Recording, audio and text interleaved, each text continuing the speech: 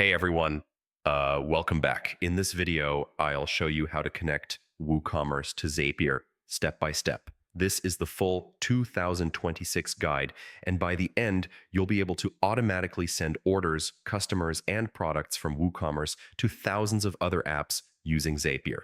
So yeah, let's get into it. First, sign in to your WordPress admin panel where WooCommerce is installed. Make sure WooCommerce is already active and your store is running properly. Next, we need to create API keys so Zapier can securely connect to WooCommerce. From your WordPress dashboard, go to WooCommerce Settings, then Advanced, and open the REST API section. Click Add Key, choose an admin user, and set permissions to read and write. Now open a new tab and log into your Zapier account. If you don't have one yet, you can create a free account. It only takes a minute. Inside Zapier, click Create Zap and search for WooCommerce as the trigger app.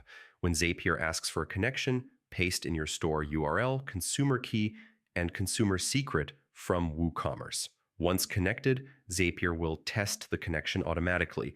After connecting, choose what should trigger the automation, like a new order, a new customer, or a product update.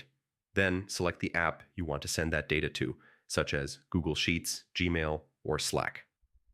Test the Zap, turn it on, and yeah, you're done.